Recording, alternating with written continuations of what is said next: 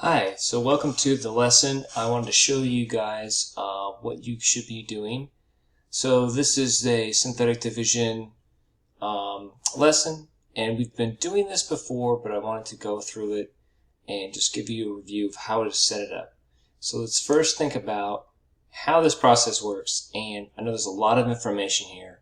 I just want to give you a top-down view of what we're doing, and that is we're taking a polynomial, and here you can see that the degree is 3, so we have a term with an x to the third power, and we're dividing by a binomial with 2 terms.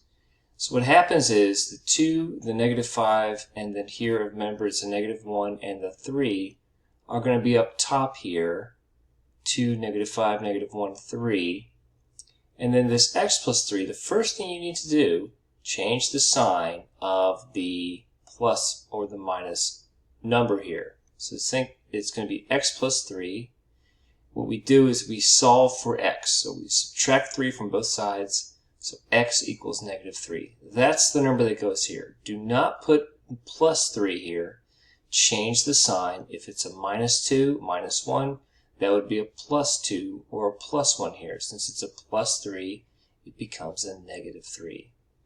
Now, the negative 3 is, the 2 comes down first, this pink arrow. The negative 3 multiplies the 2 to get negative 6. Negative 3 times 2, negative 6. Everything is going to be shifted over when you're multiplying, and you add down. Negative 5 minus 6 is negative 11. Then negative 3 is multiplied by negative 11. Negative times negative is positive 33. Negative 1 plus 33 is 32. Again, multiply by negative 3, 32. You get negative 96. 3 minus 96 is negative 93. Now, all the problems we're working with today will have no remainders. So when you see a 0 here, you know you've done it correctly. Alright, so let's look at an example. This one's completed for you as a sample. So here you can see x cubed minus 5x squared minus 8x minus 42 divided by x minus 7. Well, if I took the coefficient here, it's 1. The coefficient here, negative 5. The coefficient here, negative 8. And the constant, negative 42. Last is this item divisor. So the divisor says, take this negative 7, change the sign to 7.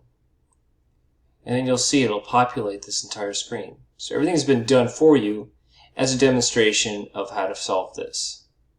And again, you see the remainder is 0, so you know you have the correct answer. So let's go to the next slide. So now what you need to do is finish up. I know there's a bunch of undefineds over here. This is something just to ignore until you finish your typing of the values of the coefficients. So I've already given you 6 and negative 2. So finish by typing in the coefficients 1, negative 2, negative 5. And then 6 and negative 2 have been completed.